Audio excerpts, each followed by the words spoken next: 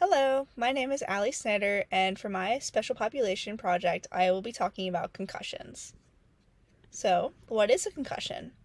The CDC defines a concussion as a type of TBI, or traumatic brain injury, caused by a bump, blow, or jolt to the head, or by a hit to the body that causes the head and brain to move rapidly back and forth.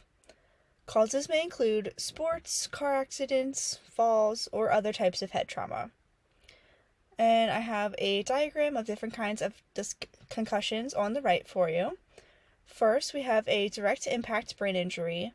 That would be if, say, a sports player takes a ball directly to the head. That would cause trauma to both the brain and the skull and cause a concussion. And an acceleration and deceleration brain injury would be when someone is in a car accident and they get whiplash, their head moves forward and so does their brain, and then when their head stops, their brain goes backwards as well. And a blast brain injury would be when a military person experiences a explosion that could cause a concussion for them. Since we are in the exercise science realm, though, I will be focusing on sports-related concussions for the duration of this presentation. So, prevalence. Oftentimes, it is hard to collect numbers on the prevalence because concussion rates vary greatly again across different age groups and different sports. According to the CDC, about 3.8 million concussions occur each year in the US from sports-related injuries, and about 5 to 10% of athletes will experience a concussion in any of their sports seasons. Many athletes' head injuries will actually go unreported and undiagnosed, and that will create more problems down the line, such as post-concussion syndrome, which is prolonged concussion symptoms way after it should occur. Some signs and symptoms of concussions to look out for. So we have somatic, neurobehavioral, and cognitive categories. It is important to note that concussion symptoms can be delayed for several hours or even days in some cases.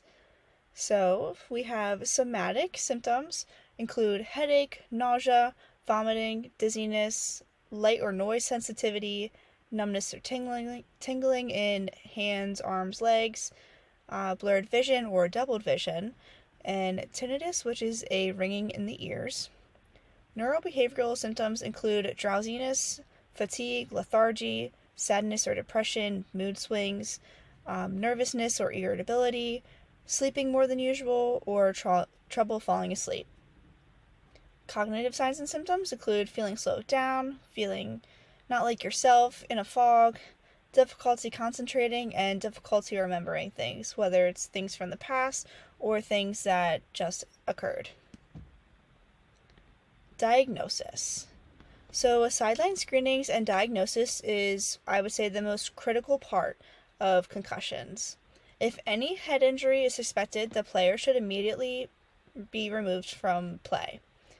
ATs or athletic trainers perform a series of standardized symptom scoring scales as quickly as possible, and oftentimes it occurs on the field or on the sideline. Some of these scoring scales are called the SCAT-5, which I will get into deeper, the CRT-5, impact test, which is actually a more of a preventative approach.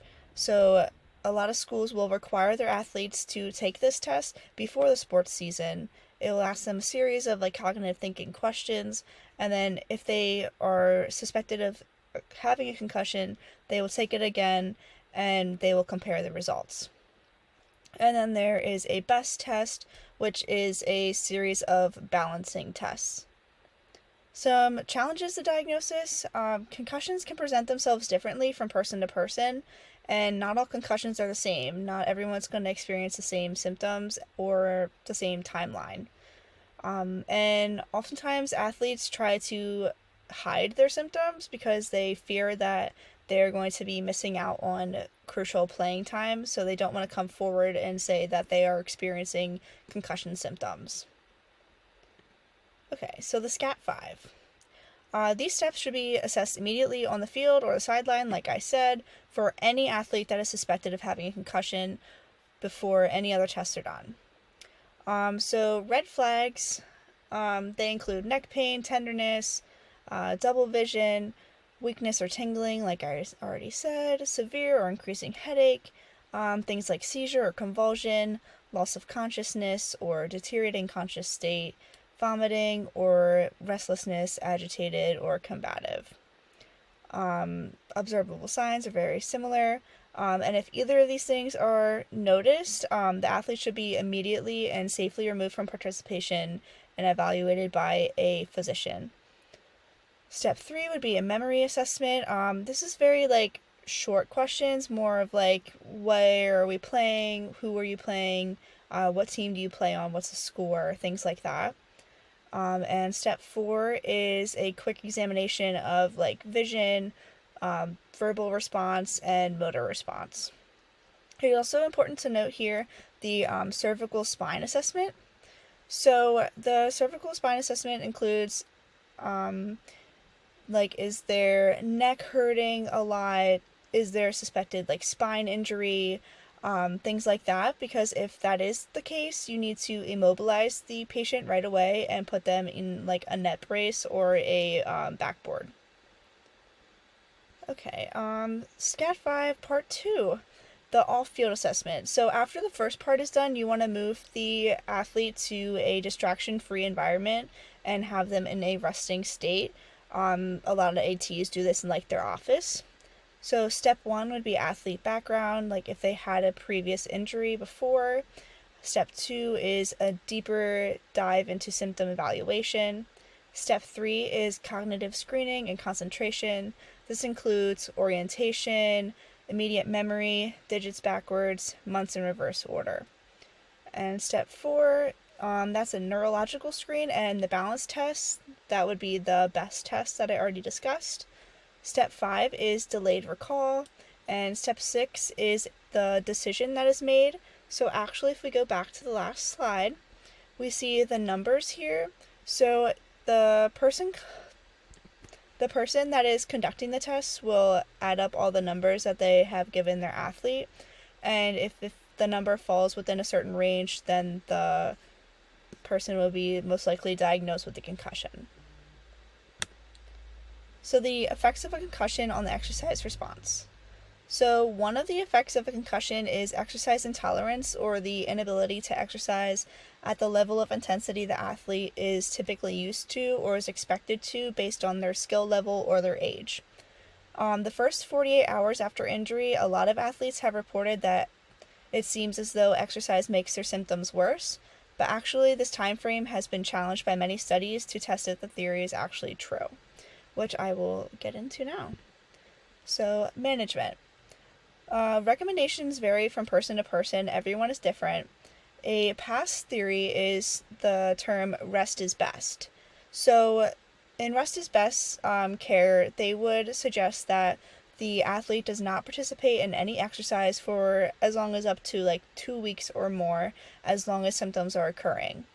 But now, the more recent studies, such as one done in 2022 by the University of Buffalo, they're changing these recommendations for concussion management. So this study actually found that strict rest until symptoms resolve is actually not effective. And they found that prescribed aerobic exercise based on a systematic exercise test that I will discuss is actually safe to start within 2 to 14 days after the injury. And this actually eases recovery and reduces the incidence of future post-concussive symptoms, such as the syndrome I discussed earlier. And as far as medications, there's not very many medications that are prescribed, but an over-the-counter acetaminophen is often recommended for any pain treatment. Getting into the case study now. So Kayla is a 20-year-old college soccer athlete who collided with another player in a head-to-head collision when going up for a punt from the goalie. Not only did Kayla collide with the other player, but as she fell to the ground, she landed on her back and her head crashed backwards against the turf. Kayla reports that this is her first head injury, and she has had no other medical conditions or concerns. So we would recommend that clearance is needed for Kayla from both her physician and her school's athletic trainer before participating in any exercises based off of her mechanism of injury here. And her goals, she wants to get back to playing with her team in time for playoffs, which is 6 weeks away. So, exercise testing. For the aerobic portion, we were actually going to use the Buffalo Concussion Treadmill Test, which is the test that they use at this study that I already discussed. So we're going to have the patient on the treadmill at a speed of around 3.2 with a 0 incline. As each minute progresses, the incline will increase up to 15. After 15 minutes, if they're still okay to proceed, then the speed will start to slowly increase. And then the patients will rate their symptoms on a scale of 0 to 10, as I have listed below, before the test and during each stage of the test. If there is an increase by 3 or more points from this value, it is a sign to stop. And I would like to pull up this graph here. So this is actually some of their results from this study, and they used this test. So on the y-axis we have the points that I just discussed. So this person on the treadmill had about a 2 when they first started, and by stage 10 they only had a 4, so they were safe to proceed.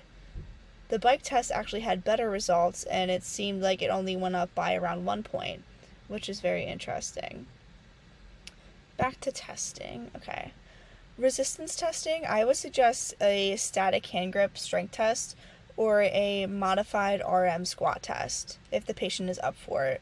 The reason I would do a modified is I think that a 1 RM squat test would be way too much weight for the person to undergo, and we don't want to risk them dropping it on themselves and injuring themselves further. I would recommend somewhere between like a 7 to 5 RM range. And then for flexibility, I would suggest just doing a sit and reach test because it is very easy to administer, and I just have a little diagram of how to do it. Exercise prescription. So as long as the athlete's symptoms are not significantly worsened by the exercises, they may proceed as normal. So for aerobic, I have frequency of 5 days a week. Intensity is moderate with a 40 to 59% heart rate reserve. Time about 30 to 60 minutes per week. Type is walking, jogging, cycling, or even water aerobics if they would like. Resistance, so frequency would be 2 to 3 days a week per large muscle group. That would be like arms, legs, core. Intensity would be moderate, which is 60 to 70% of the RM. Time would be about 20 to 30 minutes per session. And type would be multi-joint exercises such as squats, push-ups, bent-over rows, etc. Flexibility. Frequency would be more than 3 to 7 days a week. And intensity would be to stretch to the point of tightness or slight discomfort. You want to hold these stretches for about 10 to 30 seconds if you're doing static stretching, and types would include a combination of static, dynamic, PNF stretching, or ballistic stretching. Modifications and precautions. You want to avoid any physical activity that may put the athlete in danger of another head injury, especially in the early stages of recovery. I would recommend no overhead exercises with heavy weights, such as the overhead press or a hang clean, a bench press, push press. You just don't want the weights to fall onto your patient. And some key takeaways from this. Noticing and diagnosing athletes with concussions when there's a collision or injury to the head is the most important. Many athletes, like I said, don't want to report their concussion because they don't want to miss out on their sport. So it is important for people on the sidelines to be aware of the signs and symptoms and to be able to pull them out when needed. Sports-related concussions are still being studied quite frequently, and the recommended protocols are often changing, as we talked about. And also, finally, exercise is medicine. So that was backed up by that Buffalo 2022 case, and we talked about that in class, and I thought that was relevant to share here. And here are my references. Thank you.